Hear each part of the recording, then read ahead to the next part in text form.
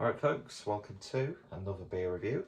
And we're going over to Runaway Brewery, and this is blend 2 of the Bretted Farmhouse Ale, clocking in at 5.2%, 5.5% ABV. Barrel aged, blended and bottle conditioned beer. A dry and funky, delicate farmhouse ale. Blend number 2 is a blend of 1-year-old Burgundy barrel-aged saisons left to develop with Brettanomyces before being dry hopped with Syrian wolf, then bottled and aged for a further 6 months to naturally carbonate. Now on paper, that sounds absolutely wonderful. A little bit hesitant because this is just not my style of beer at all. But I've got quite a few bottles of Runaway left in the beer fridge when I did an order for their birthday beer box, and it's just like sours that are left now. So take this review with not just a pinch of salt, but maybe at minimum a teaspoon of salt, because I do really like Runaway. I bring this point up every time I do a review of them. They were one of the first craft breweries that I got into when I started this alcoholic journey of mine. And I would say I was a much thinner person back then, but I don't think I was. So alcohol hasn't really made me fat because I've already been fat. So that's that myth busted. So yeah, beer in the glass then, and it's lovely and golden, hazy as you like. It's just a lining of white head. Certainly looks the part. Let's see what we get on the nose. Oh, now it's got that funkiness. A big hit of like freshly squeezed lemon as well is coming through. Almost get like a slight watermelon-like character. But yeah, it's got that tang. You get the tang on the nose. It smells nice. It does smell pleasant. It's not like a potent sort of beer of this style, aromatically anyway. But it's nice, but I don't know, I just don't get excited by these sorts of beers. Not that I'm gonna disrespect the tradition of this style of brewing, but it's just never been something that I've aspired to enjoy.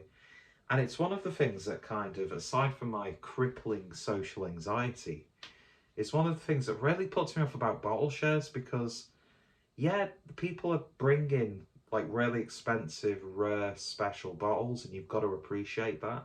They're taking stuff that they've paid for, or they could have been given, they could have traded, whatever, and they're taking it out of their little stash, or sometimes a massive stash, and being generous enough to share it with people. But I don't know, I just get like, oh my god, yeah. Well, at least it'll go well with the cheese and the meats that you've provided, because every good bottle share needs cheese and meats. Every occasion needs cheese and meats. That probably explains why I'm this shape and size. But anyway, I look harder when I'm in this hoodie, so there is that. Although I couldn't fight my way out of a paper bag that's already got a hole in it, so well, that was a lot of bullshit to come from just sniffing a beer. So let's give it a taste. Cheers, folks.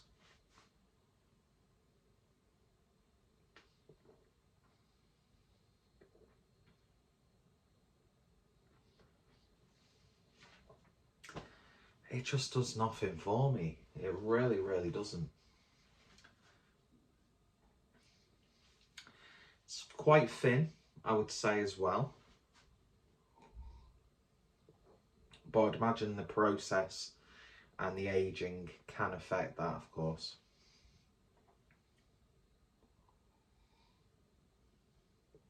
There's a little tingle as it first goes in. But then there's just, for me, it's an unpleasant, lingering flavour, which I do get a lot from Brettanomyces, like Farmhouse ales, from Saisons, Belgian ales, that sort of thing. Just not my thing. Some people really hate IPAs and pale ales. Fair dues. I just don't really like this sort of beer. Very dry on the back end. It's got that muskiness you expect. Loads of sort of like spices in there, like cooking spices, not heat spice. But yeah, I don't know, it's just, I feel that this beer is wasted on someone like me.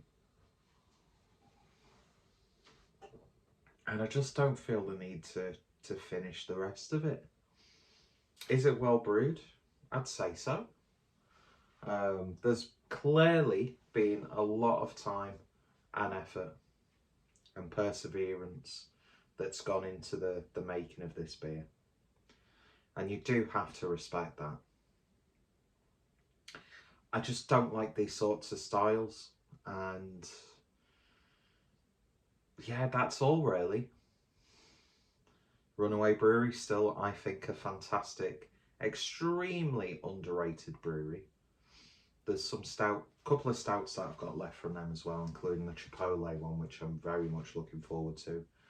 Their bitter ESB is just, it's great. Very simple pale IPA. They obviously do the hazy stuff every now and then. And they brew and blend and take time and effort to make beers like this.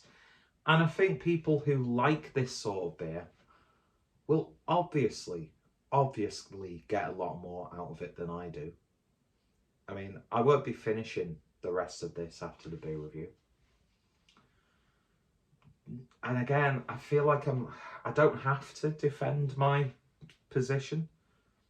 Even if I was having a go at Runaway Brewery, you don't have to really defend if you don't. Do you know what I mean? But I know there'll be beers from Runaway that I will pick up time and time again when I see them. But for me, not a fan of this. So I don't really want to finish it, to be honest. But can't stress enough, that's got nothing to do with the brewery or the beer, the actual beer quality of the beer. It's just preference, and I just don't get anything at all from beer styles like this, which is good because I don't end up forking out stupid amounts of money on the likes of, you know, Cantillon and Dry Fontaine and that sort of stuff. I'd much rather pay a bit over the odds for like a big bottle of Imperial Stout from America. Do you know what I mean? Will it stop me from trying these beers? No, because every now and then you get one that's really nice. And weirdly, a lot of the time, it's when it's not really considered a good example of that style. So I think that says a lot, really. But if you see this and you like these sorts of beers, I think you're going to really enjoy it. But for me personally, the basic bitch that I am, not doing it for me. No. So apologies to Runaway for that. I do like the fact that the artwork on this is pretty much like, well, that part is sort of like hand drawn. Very much appreciative of hand drawn artwork. But yeah, blend number 2, Bretted Farmhouse Ale. I went into this knowing I wouldn't like it, and it's not clouded my judgment because I just don't like these sorts of beers. Shoot me. You could take my craft beer whatever card and rip it up in my face. Wouldn't really care, to be honest. But yeah, check it out if you come across it. And if you have tried it, or any of the other blends, or any of the other sort of like beer styles like this from Runaway, let me know in the comments. Links down below to Runaway Brewery. Still a brewery that holds I've got such a soft spot for that brewery, and it holds a really dear place in my heart. And it's one of those breweries that I don't drink enough of, but when I get the chance, I'll definitely do my best. And I've not actually been to Manchester for ages. I used to be going there like every once every week or 2 weeks, but I've not been for ages, and I really want to go check out Runaway's tap room and stuff, and just drink the stuff on like keg and cask. Anyway, waffling on. Plus, respect that they're still doing stuff in the bottles. Gotta respect that. Anyway, have I sounded like I've overly defended the brewery enough? Probably. That's good enough for me. Cheers for watching. Take care, stay safe, and I'll see you later. Turn the camera off.